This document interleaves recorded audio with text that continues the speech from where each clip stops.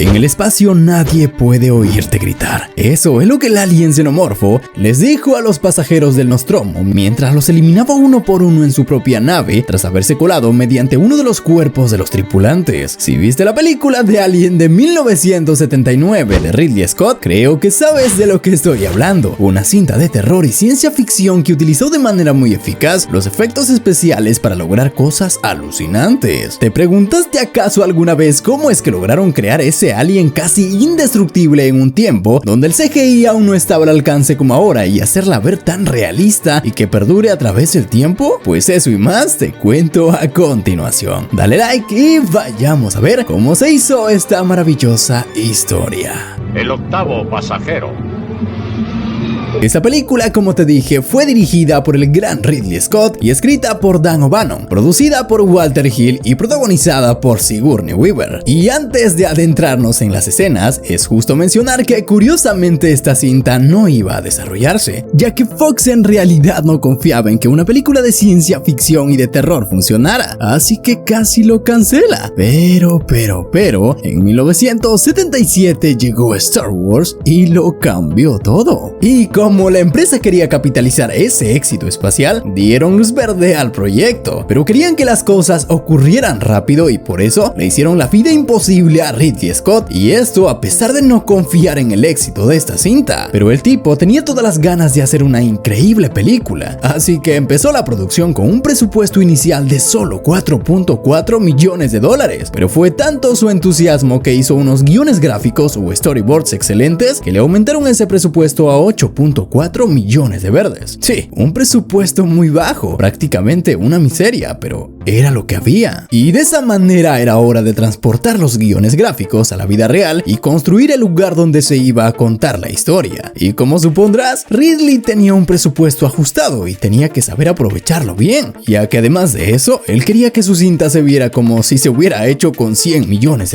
Como de costumbre, el director fue demandante en todo sentido desde el principio. Él quería que el diseño interior del Nostromo fuera como una madriguera de conejos, con muchos agujeros que conectaban distintas habitaciones para que los actores no pudieran salir del decorado sin tener que atravesar todo. Todo el lugar era claustrofóbico y con diseños ultra detallados y con muchos accesorios. Y algunos de los corredores del Nostromo se crearon a partir de partes de aviones bombardeados desechados. Y esto lo hicieron para que los propios actores se sintieran atrapados y claustrofóbicos, y por ende transmitir mejor esa sensación de básicamente no tener a dónde escapar ni dónde esconderse. En total, las tres piezas que conformaban la nave se construyeron como una sola pieza interconectada que además requirió de mucho trabajo electrónico y de ingeniería, pero hubo algunos problemas, como el hecho de no tener pasillos súper largos para vender la idea de la magnitud de la nave. Así que la solución que tuvieron para esto fue poner espejos inclinados al final de los pasillos cortos para que reflejaran las paredes e hicieran parecer más largos estos, lo que fue una excelente idea y una manera ingeniosa de ahorrar dinero. Otra cosa interesante en esta cinta es el cómo nos mostraron los exteriores de la nave gigantesca en el espacio y la forma en la que aterrizan al planetoide desconocido. Para esto, el director tuvo que contratar a especialistas en la materia de miniaturas para que construyeran modelos detallados para mostrar la acción desde afuera, y el primer diseño que realizaron fue el del Nostrodomo, o la parte baja de esta, que sirvió para mostrar cómo el transbordador de escape salía al momento donde Ripley escapa del alien. Esta estructura construida en sí no era tan miniatura, ya que tenía una longitud de 30 metros aproximadamente y estaba hecha en su mayoría de madera, y el transbordador de igual forma. Este medía aproximadamente 1 metro de ancho y estaba diseñada para entrar y salir de la base del Nostromo. De igual manera, diseñaron la nave abandonada del alien con un escenario a su alrededor que expandía el terreno, a donde también pusieron 3 miniaturas de astronautas de 1 pulgada. Y el diseño del Nostromo también fue genial, ya que este, aparte de tener madera y fibra de vidrio, tenía un armazón de metal construido en su interior, lo que lo hacía demasiado pesado, por lo que maniobrarla era una locura. Por esa razón, esta maqueta estaba conectada a un brazo mecánico parecido a una grúa que medía algo de 10 metros de largo, que además de sostener a la maqueta para filmarla, servía para conectarse con la refinería, que medía 4 metros de largo y el mismo que contaba con 4 torres. Y curiosamente, el Nostromo Nostromo inicialmente iba a ser de color amarillo, pero el director quería transmitir soledad y miedo, por eso quitó ese color. Y además de la miniatura que mencioné que medía 3.2 metros, también hicieron dos más pequeñas, una de 30 centímetros y uno de 1.2 metros que sirvieron para mostrar las tomas donde está volando. Y además de esto, también los planetas que vemos en la cinta eran miniaturas. Y estas miniaturas luego se filmaron de forma práctica, añadiendo humo con máquinas de viento y poniendo las maquetas en fondos negros a los cuales les añadieron las estrellas utilizando doble exposición, que se hacía gracias a la impresora óptica. Y además de esto, también utilizaron pinturas mate para expandir los fondos extensos o añadir más cosas a las tomas, y utilizaron además el famoso croma en fondo azul, que básicamente sirvió para dos cosas: para filmar el transbordador que pasa corriendo junto al Nostromo y para la toma donde la protagonista ve cómo la nave explota. Y eso es impresionante, ya que el director logró crear el espacio exterior solo de forma práctica. Y saben, las locuras no terminan, porque cuando el Nostromo baja al planeta desconocido, la cosa se pone más interesante. Para la toma donde 3 de los integrantes salen a investigar la supuesta señal de auxilio, el director quería que el tramo de aterrizaje se viera inmenso, pero no contaba con el dinero para hacerlo gigante, así que construyó un tramo de aterrizaje de 18 metros e hizo que sus dos hijos, Luke y Jake, y el hijo de uno de los camarógrafos reemplazaran a los actores regulares, vistiendo trajes espaciales más pequeños para que las escenas parecieran más grandes. Se usó la misma técnica para la escena en la que los miembros de la tripulación se encuentran con el piloto muerto dentro de la nave espacial abandonada, esto para mostrar lo inmenso que era. En sí, esta nave espacial abandonada también fue una de las construcciones más geniales de la cinta, ya que su construcción fue muy detallada. Hans Giger, el responsable, no solo hizo la escultura del alien de yeso, sino que añadió dentro de esto huesos de animales reales que curiosamente al inicio por la humedad se pudrieron y comenzaron a emanar un olor nauseabundo. Además de esto, toneladas de arena, yeso, fibra de vidrio, roca y grava fueron enviadas al estudio para esculpir un paisaje desértico para la superficie del planetoide, por donde los actores caminarían vestidos con trajes espaciales. Los trajes en sí eran gruesos, voluminosos y estaban forrados con nylon. No tenían sistemas de enfriamiento e inicialmente no tenían ventilación para que escapara el dióxido de carbono exhalado. Combinadas con una ola de calor, estas condiciones casi causan que los actores se desmayen, y las enfermeras tuvieron que estar disponibles con tanques de oxígeno para ayudarlos a continuar. Y ellos no fueron los que más sufrieron, sino los niños, quienes a pesar de eso aguantaron hasta terminar sus escenas. Pero ¿saben? Algo que siempre me ha sorprendido es la escena del huevo. El momento del huevo es uno de los momentos más inquietantes de la cinta. Imagina que una cosa extraña salga de un huevo y te salte en la cara. No, qué feo. Pero ¿cómo es que lograron que esto fuera tan realista? Pues porque el huevo en sí estaba vivo. Bueno, no tanto así, pero parecía. Este huevo fue construido con fibra de vidrio, con más vidrio que fibra para darle una transparencia, y fue rellenada con el estómago y los callos de una vaca. Así es, qué asqueroso. Y ese movimiento interior que Kane ve al alumbrar en sí eran las manos de Ridley Scott, quien usando guantes de látex hizo ese movimiento. Y la parte superior que se abre como una flor en sí era un sistema hidráulico controlado a distancia. Y ¿saben? Lo curioso aquí es que esta abertura inicialmente estaba pensada para realizarse con la forma del órgano reproductor femenino, pero por miedo a la censura prefirieron cambiar un poco ese diseño. Pero no es todo. El abrazacaras luego salta encima del casco de Kane de forma tan violenta que jamás podrías decir que esto es falso, porque es demasiado real. Y mira, esta cosa fue la primera criatura que Giger diseñó para la película, y fue realizada con un estuche de goma al que forraron por dentro con un intestino de oveja, y esos tentáculos en sí también eran pinzas revestidas de goma que conectaban con esa cola de pez raya. ¿Y cómo hicieron la toma? Pues aunque parezca loco, fue filmada al revés. Pusieron a la cosa en el casco y mediante un accionamiento neumático de aire lo jalaron hacia el huevo, y finalmente en postproducción invirtieron la reproducción y la aceleraron un poco para darle esa intensidad. Y para la escena donde analizan a la abrazacaras ya sin vida, rellenaron la cosa con pescado, almejas y todo tipo de cosas asquerosas, incluyendo un hígado, lo que le dio un realismo fascinante. Y además de esto, como dato curioso, este movimiento de respiración se hizo con un accionamiento neumático, y el movimiento de sus dedos es realizado gracias veías a hilos invisibles que son jalados por un técnico. Y tal vez la siguiente escena sea la que más impactó a todos, incluyendo a los actores, siendo la más memorable de la película. Aquí ocurrieron muchas cosas, y hay un mito que se ha extendido demasiado, y según lo que dicen es que nadie sabía lo que iba a pasar en la escena del pecho reventado antes de filmarla. Pero en realidad eso no es cierto. El elenco había leído el guión y ya habían visto a la criatura creada por Giger. Es más, la actriz Catwick al verlo dijo que se parecía a un Penélope con dientes. Así que ellos sabían lo que iba a suceder y de dónde iba a salir el grandulón con dientes, que en sí era un animatrónico construido como un esqueleto con discos de columna vertebral. Lo que el director ocultó en sí fueron las mangueras de aire comprimido que expulsarían la sangre falsa de la boca de la criatura. Esto con el fin de generar una respuesta de horror orgánico, que al final se quedó en la toma final, y la que se burló del Penélope en sí quedó tan traumada que se desmayó. Bueno, no se desmayó, solo se cayó del susto. Ese es otro mito.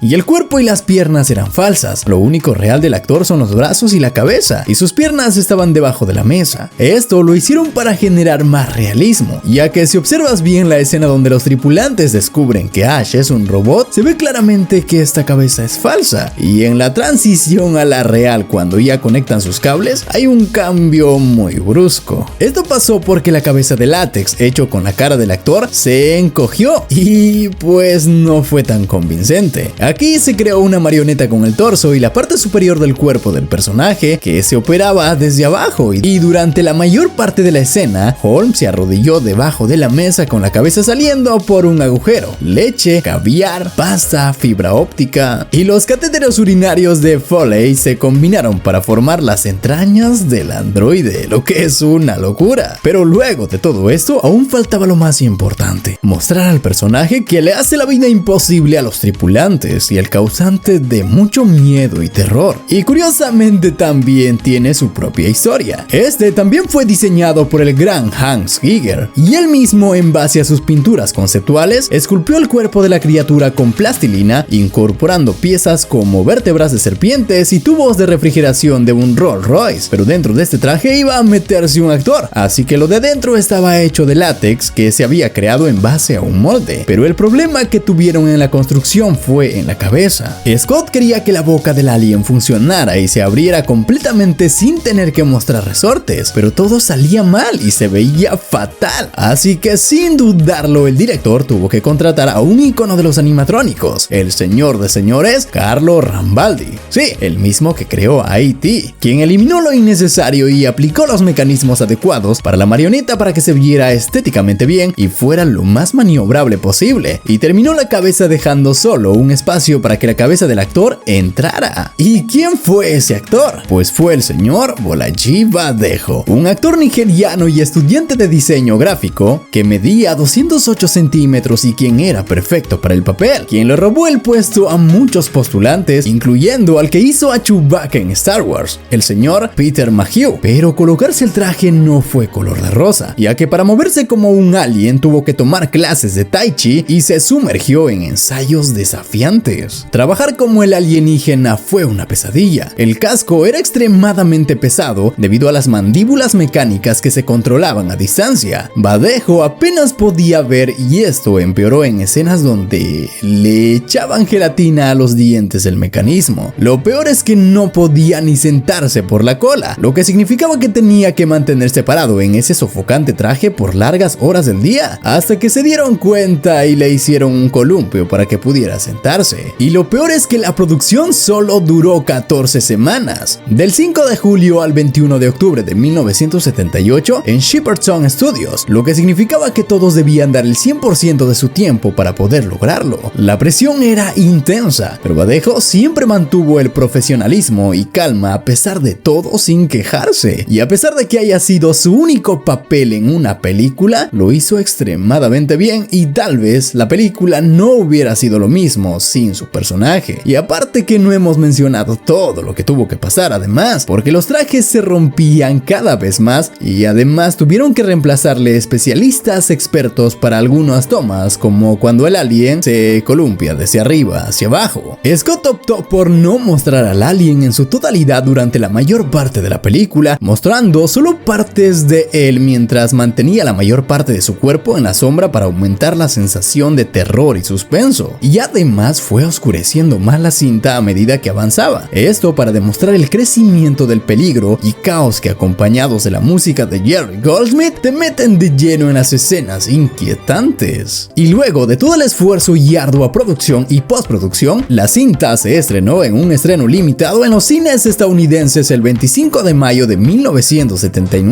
pero fue un éxito rotundo, recaudando $184.7 millones a nivel mundial, contra un presupuesto final de solo 11 millones de verdes, lo que es una locura. Un clásico incomparable que hasta el día de hoy sigue vigente y que seguirá vigente, con unos efectos realistas que nos hacen creer que esto podría pasarnos a nosotros mismos. Y ahora que los aliens están más cerca que nunca, creo que no había mejor momento que este para hablar de ellos. Así que sin más, solo pedirte que se suscriban y le den like, comenten si creen en los aliens y cuídense, tomen buenas decisiones y conmigo nos veremos ahora mismo. Dato flash: para este gato que aparece en la película se utilizaron 4 felinos diferentes. Bye. Suscríbete. I'll be back.